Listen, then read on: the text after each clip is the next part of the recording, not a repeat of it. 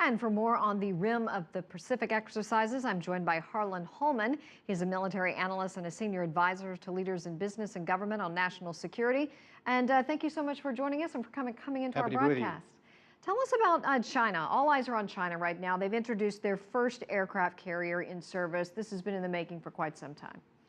Yes, the aircraft carrier used to be a cruise ship that was owned by Ukraine, and before that by the Russians. It was built in 1971, and quite frankly, it's antiquated, and the Chinese are using that as kind of a walker with practice wheels so they can understand how carrier aviation works and then go up to a more advanced model sometime in the future. Well, they have two more under construction, while many are saying that these aircraft carriers are too expensive and becoming obsolete. What is the reason for this?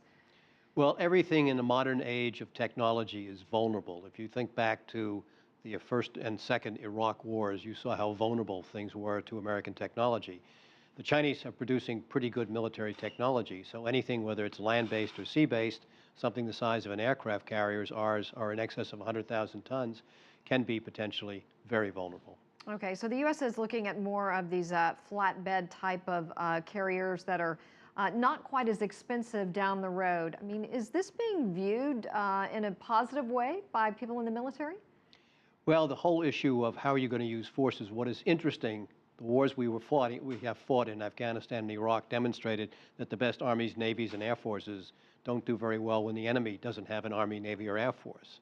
So making a transition to 19th and 20th centuries may not be the ones that you're going to need in the future. But for the time being, we sort of have to go with what we have, which is why the carrier is seen as such an important nation. From a conference in the UK on the integration of naval and air forces, tell us about this and what seemed to be the headline out of there just as RIMPAC is going on.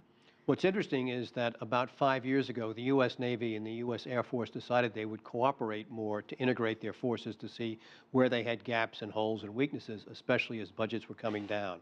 That was called the air-sea battle concept. Then President Obama in 2012 said, here's our strategic pivot to Asia. And so everyone in the world thought that this air-sea concept was being directed against China, when in fact it was not. But trying to turn around that misperception is going to be very difficult to do. Mm-hmm.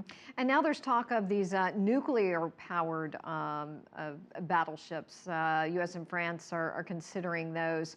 I mean, these would be even more expensive. No, what you're talking about are aircraft carriers. The French have one, and all of ours are nuclear powered. Okay. You're talking about something that probably cost about $10 billion. And with the new F-35 Joint Strike Fighter, you're talking about an air wing that cost $10 billion. So these things are unbelievably expensive. They're hugely capable. But given constrained budgets, the question is how much is enough and what can you afford?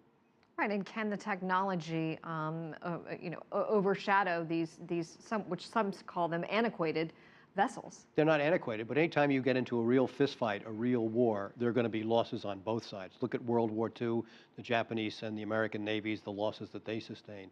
Nothing is invulnerable. And so what you really want to do is make sure that we avoid big wars between big countries. There are better ways the U.S. and China can get along together, and war should be taken off the table. Harlan Ullman with the Atlantic Council, thank you so much for joining us. We appreciate your thoughts.